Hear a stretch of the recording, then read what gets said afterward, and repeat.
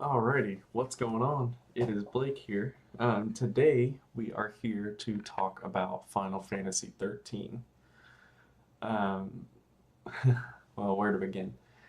So this game came out back in 2010. It was pretty controversial at the time, mainly because it differed quite a bit from other Final Fantasies. It had a lot of similarities to 10 more than any of the other games, just from how linear the game was for the most part. It just got a lot of flack from people because it kind of took that to the extreme, where Final Fantasy X had kind of the village hubs along the way that you would stop at, and it would have more of a, even though it was very linear, it would have more of an option of you running around just the different towns in order to just find treasure chests, talk to people, world building, that sort of thing. 13 was very, very narrow. They even lacked a basic town function, essentially. Every save point was also a merchant. So that was the only type of interaction that you had with like shopkeepers was just these automated save points that didn't really do anything as to help like build the world and establish the world. It was just a very empty game for the most part. It was run in a straight line, fight a pack of enemies, run further in a straight line, fight another pack of enemies. Oh, offshoot over here to the left or to the right, there's a treasure sphere. Open that, and then just keep going forward. Um, it took usually about 30-ish hours, maybe 40 uh, hours to get to a point where the game actually opened up. And it opened up into this area on Grand Pulse, a giant like planet below where the rest of the game so far had taken place. And honestly, Grand Pulse was really, really well done. There were lots of enemies around. There was just a lot of area to explore, and a lot more than even the normal story goes into. As you're doing kind of the side quests that pop up there on Grand Pulse towards the end of the game, it opens up like several times the size of the normal Grand Pulse area that you're exploring.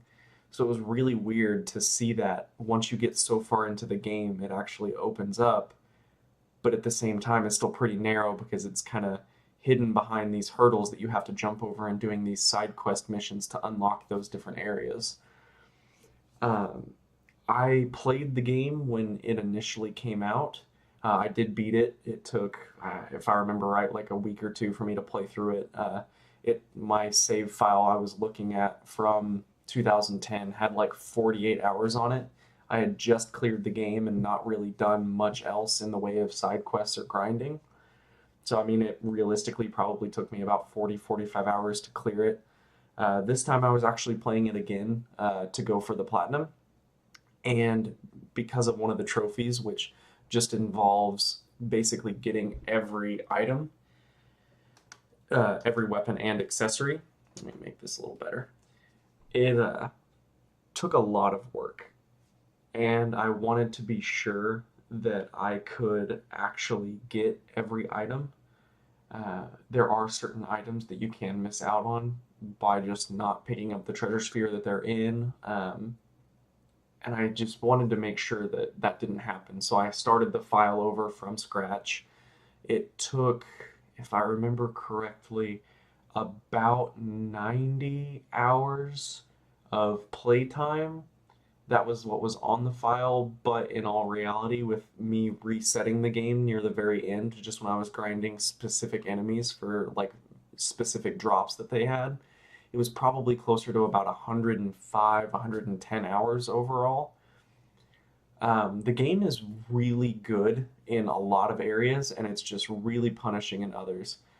Besides just kind of the straightforward, narrow kind of tunnel that I was talking about earlier, the fights can be pretty brutal at times. The first, probably two-thirds of the story, you are split up into multiple groups, and as you're playing the different chapters of the game, you're kind of jumping in between different people, just different members of the party. And it's kind of frustrating at times because when you're with just one other person or it's like two people at once, the game isn't very balanced battle wise. The battle system, you can tell, was definitely made to have three people a majority of the time. So it makes some boss fights and just some fights in general, with how the different paradigms work out, it makes it extremely frustrating. Essentially, there are six different roles that each character can play. And until you get to a certain point in the story, only three of those roles are available per character. So depending on what group of characters you might have entire roles that you just can't use at this point. They're not available to you. And it can be extremely frustrating from a, like, especially certain bosses standpoint, to not be able to utilize those particular skills. It definitely gets better once you get access to everyone, and you also unlock the ability to learn those other three classes that you don't have at the moment. But the experience required takes a long time to grind out. I spent probably about 15 hours of that playtime just grinding in one specific area, where you not only get a decent amount of Crystarium points, which is kind of like your skill points or your experience that you funnel into one of those six classes, but also Gil as well, because Gil is a huge necessity for the late game uh, push for that trophy that requires you to get every weapon and accessory. You have to buy quite a few of the materials needed to upgrade accessories or weapons into the other versions of accessories or weapons, and that can be kind of time consuming if you don't spend more time in this little area grinding out Gil, because it probably would have taken me almost twice as long to grind it out elsewhere. And I was definitely not willing to do that. If I'm going to spend this much time to get a trophy, I want to make sure that I'm doing it maybe not the most efficient way, but in certain areas I want to be just as efficient as possible. But after going about that, the main pro of the game by far is the battle system when you have three people. When you get to that point where you actually have all six roles to choose from, the ability to switch between them just absolutely seamlessly during battle just cannot be overstated. It's such a fluid, just perfectly customizable battle system. You can go from buffing yourself to debuffing an enemy to attacking to raise up their stagger bar, which causes you to deal more damage when you stagger them. You can also have an ability that juggles them up in the air as long as you keep attacking them, which can be great for certain enemies that are very annoying and use just a lot of debuffs themselves or just annoying area of effect attacks. The it's the amount of control that you have over it is just absurd. You basically get to customize six combinations of the different jobs for your characters to have, and just switching between them. The first time you do it per battle is a little bit slower, but then after that, it's like instantaneous. It just takes like 2 seconds for the animation to play. And so it is just, it becomes more of how well can you figure out that system to manipulate the battle in your favor, rather than just kind of spamming auto attack in the same paradigm over and over and over and over again. And it definitely rewards that play, because there are certain things that you can do to manipulate a fight, whether it's enemy weaknesses or your character's strengths, to really turn the tide in your favor. Another one is kind of the shroud system, which the first time I played it, I was kind of stupid and I didn't really utilize shrouds at all, but they are ridiculously overpowered, especially when it comes to doing a lot of the side quests and getting further in those side quests. When you fight some of the harder bosses there, it is a huge benefit for you to have those shrouds. It basically can buff your offense, your defense. It can even make you invisible, so you get like preemptive strikes on enemies if you touch them without them seeing you. And when it starts the fight, you already have them at just short of staggering, which is absolutely huge. Most enemies take several times the amount of normal damage when they're staggered. Overall, the story's not great.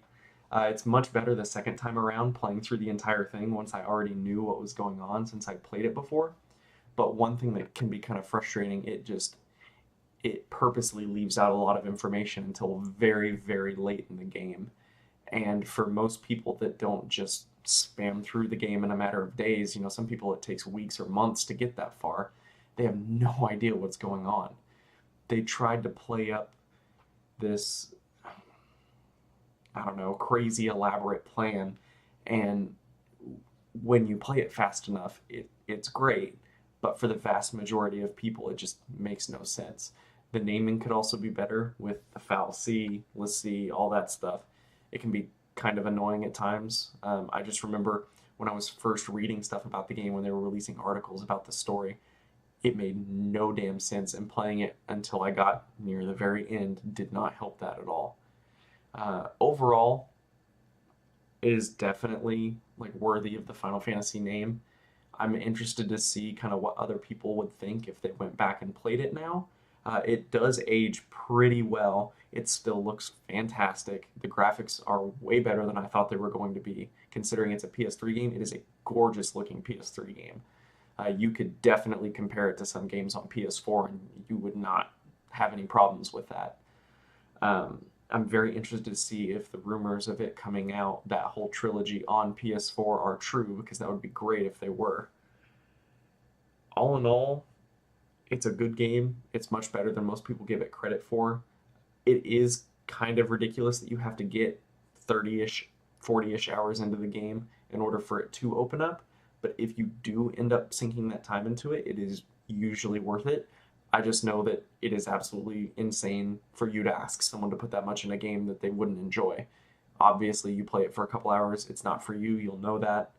But I definitely would tell people who have never played it before, give it a chance. Um, all in all, like one thing I'm definitely going to do for every game that I do platinum or 100% this year, I will make a video. I will also give it just my own kind of personal rating and kind of go into that. So, like I said, the platinum for this took realistically about 105, 110 hours, even though my gameplay clock was like closer to 90, 95. All in all, I'd say it's probably like a 5 out of 10 difficulty wise. There are certain things you have to keep track of, but it's nothing like super crazy. Um, the battle system can be quite hard for people to get a grasp of, and I definitely understand if you have some frustration with that. But I feel like once you've actually played the game enough to beat it and you're ready to do all the side quests, it is much easier to use, and hopefully you've got a pretty good hang of it at that point that you won't really have too many problems. It's just basically fine-tuning the battles near the very end. Bosses specific weak to specific things, or just specific strategies for knowing when to do which thing. Um, all in all, though, like I said, 5 out of 10, not too bad, not too easy, not too hard. Just it requires a lot of time. But I definitely think that if you consider yourself a Final Fantasy fan or like a JRPG fan, definitely give it a shot. But for now, that's it. I will also have a video going up for Kingdom Hearts 2 0.2, a fragmentary passage. And then right now I'm currently playing through Kingdom Hearts Dream Drop Distance HD, and I'll have a video for that, but I still have probably about 20 hours of gameplay left. I've almost beaten the main story, just have some side quests to clean up, so that'll go up at some time too, or sometime later too. But yeah, if you have any questions, feel free to comment down on the video below. Otherwise, I'm sorry this is so rambly. This one was kind of out of nowhere. I needed to do it. But I promise next time, as I kind of go along, I'll make much better notes and just have more of an idea of what I want to talk about instead of rambling mindlessly.